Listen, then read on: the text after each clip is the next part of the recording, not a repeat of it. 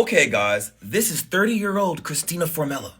And she is a special ed teacher in Downers Grove, Illinois. And she just got charged for effing on a 15-year-old student. Now, I'm going to play this video. But first, context. We need it. She was a soccer coach. I don't think that's him, but one of the players broke his collarbone. So then she started tutoring him. They start to get close. She gets his number. She says the reason for that is so that they can play 8-ball pool. Feelings got involved. They started meeting before school so she could tutor. But on one specific day, in December around 2023, they locked the classroom door and things got freaky. Now, 2 years later, I guess the student broke his phone. His mom goes and gets him a new one. But then, when she linked the iCloud account, she discovered a bunch of explicit messages with that teacher. She was like, what the fuck? She confronts her son, he admits it, and they decide to work together and they go tell the police. Now we're back. Christina gets stopped, but it's for a traffic violation. But once they saw what was on her name, they was like, ma'am, I'm gonna need you to step out the car. And what makes this crazy, her husband is over there in the passenger seat. And they just got married like 4 months ago. Play it. Girl, do you have your license on you?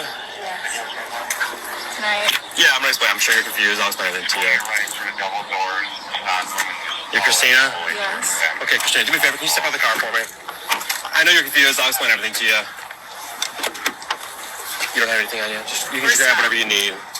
Whatever I need. Yeah, whatever you need. Like your phone, your purse, go and grab it. Is she going somewhere? Or? Yeah, we're gonna explain everything to you guys. Go ahead and grab out. We're not going anywhere right now. Yeah, of course, yeah. I don't understand what's going on here. I get it, yeah. Of course he don't. Of course he don't. Of course he don't. Yes. You stay there for right now, sir. Just stay there, but yes, you can. But come on back here. Should I shut the car off? Oh, yeah. Go ahead. That hoodie is crazy. Goes off. Okay. So back over here. So, we do have an investigation going on. We have to talk to you about it at the police department, okay? So we're going to explain everything to you there. It's not my investigation. I don't know the full details. We do have to bring you there, though, okay? So I do have to put you in handcuffs and bring you to the police department. Just a doctor. Handcuffs? Yes, unfortunately, yes. I'm willing to go with you. I get it, yeah. Unfortunately, we have to do it that way. So do me a favor. We just take this off.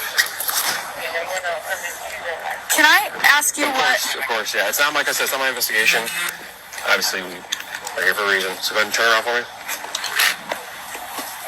Now, this is her after she found out her charges. I'm just gonna put your seatbelt on, yeah? Unless you're able to reach it down there.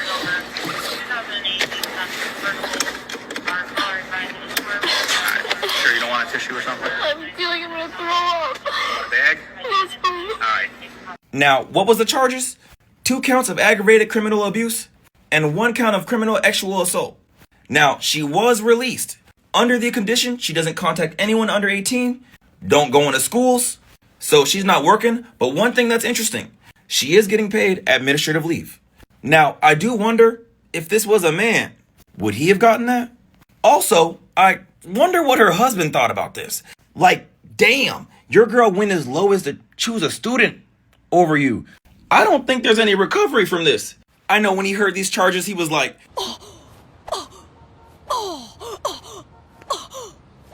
Now, listen to this. Christina denied the assault charges. She says that everyone is just out to get her because she's good looking and because she's a good person that cared too much about the victim.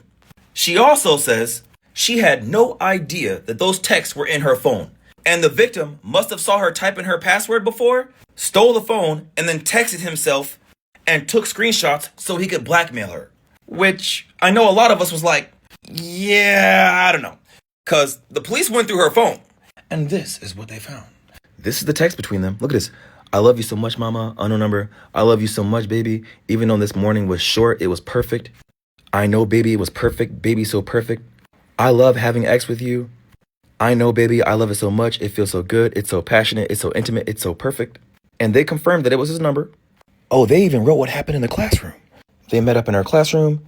The defendant had closed her door, which automatically locked. That they had started kissing, that he had grabbed her butt and she grabbed his nunu, clothes being removed, they started acting up and getting freaky standing up. He did wear a condom, so not raw. And he flushed it down the toilet. She told him she liked it. They both knew it was wrong, so it was only once. He was 15, she was 27.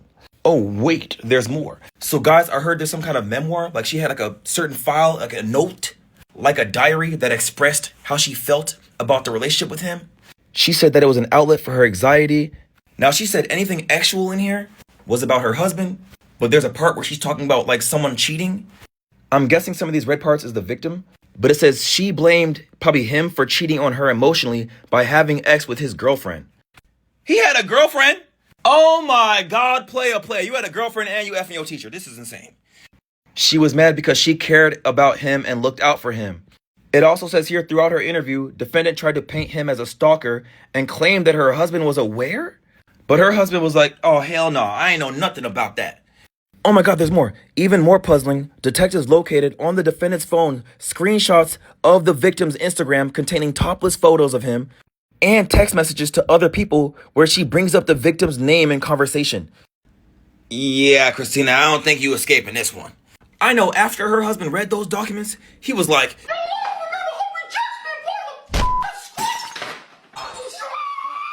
now, I've been reading some comments, and a lot of people think that the texts were fake. Like, see, those texts do sound sus, which is causing a mad debate. But the thing about it, there's no way he wrote that memoir. Like, come on, guys. She was also talking to other people about him. Also, a lot of guys don't see this as a big deal. Doing your teacher to them is like a win and really a flex, which is just like, guys, don't y'all see the problem with this? So, I don't know how this is going to go down, but the next trial date is on April 14th. Until then, guys, as I always say, what do you think about this?